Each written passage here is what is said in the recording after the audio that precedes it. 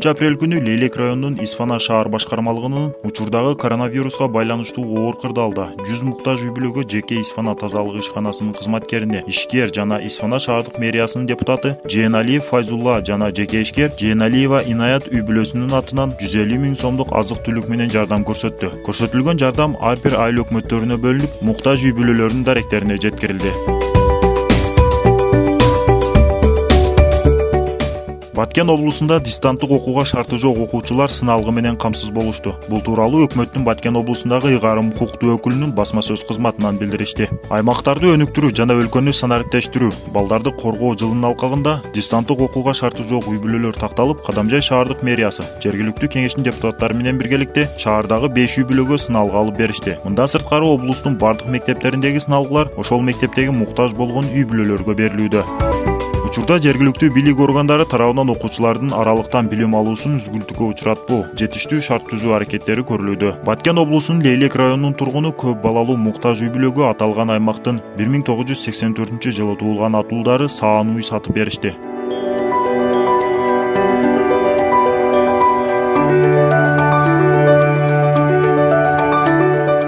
Кадамжай районунун Бишкек шаарында жашап, эмгектенип жүргөн атуулдарынан түзүлгөн Кадамжай коомунун мүчөлөрү райондун дарыгерлери үчүн коргонуучу каражаттарды, комплект кийимдерди жардам катары тапшырышты.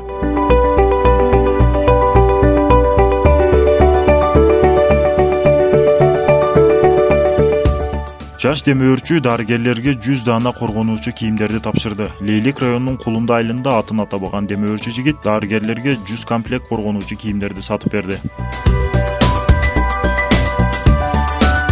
Бүтүрүүчүлөр дарыгерлерге колдоо көрсөттү. Кызыл Кая шаарында мобилдүү бригаданын дарыгерлерин шаардагы орто мектепти 2008-жылы аяктаган бүтүрүүчүлөр коргонуучу кийимдер менен камсыз кылышты.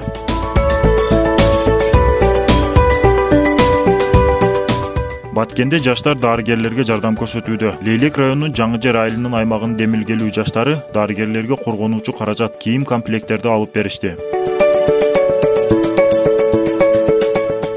Баткенде беткап тиккен ыктыярчы кыз келиндер көбөйдү. Лейлек районунун Кулунда айыл аймагынын кыз келиндери дарыгерлер менен санитардык карантиндик постто турган кызматкерлерге беткап таркатышты.